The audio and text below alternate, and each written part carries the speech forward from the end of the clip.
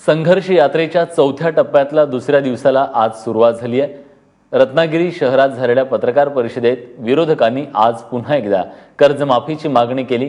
इतकंच नाही तर मुद्रांक शुल्काप्रकरणी मंत्र्यांना नीट माहिती नसेल तर त्यांनी ती सचिवांकडून माहिती करून घेऊन मग निर्णय जाहीर करून घ्यावेत असा टोला राष्ट्रवादीचे नेते अजित पवार यांनी लगावलाय।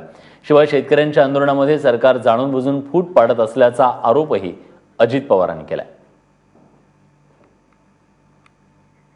वास्तविक त्या खात्याच्या मंत्र्यांना फाईल ज्यावेळेस त्याच्याकडे येते त्यावेळेस त्या सचिवांनी किंवा बाकीच्या सगळ्यांनी त्या फाईलवर सगळं काही लिहिलेलं असतं। ते पहिलं जर नीट वाचलं तर यांचे जे काही समज गैरसमज होतात ते समज गैरसमज होणारच नाही। आमचे आमदार, मंत्री, पदाधिकारी शेतकऱ्यांच्या बांधावर जाऊन त्या ठिकाणी संवाद साधणार। स्वाभिमानीवाले आत्मक्लेश यात्रा आता महाराष्ट्रामध्ये काढायला लागले। सत्तेतील शिवसेनेचे शिवसंपर्क मोहीम त्यांनी त्या ठिकाणी सुरू केली। खरं तर यांना हे कळत नाही का की आपण सत्ताधारी आहोत। सत्ताधारी पक्षाच्या लोकांनी निर्णय घ्यायचे असतात, त्याच्या ठिकाणी अंमलबजावणी करायची असते आणि त्याचा लाभ हा जनतेला त्या ठिकाणी द्यायचा असतो।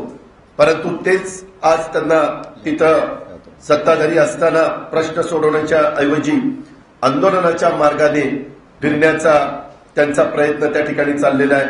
आणि संघर्ष यात्रेला नावं ठेवणाऱ्यांना आता शेतकऱ्यांची दखल या वेगवेगळ्या निमित्तानं घ्यावीशी वाटायला लागलेली आहे।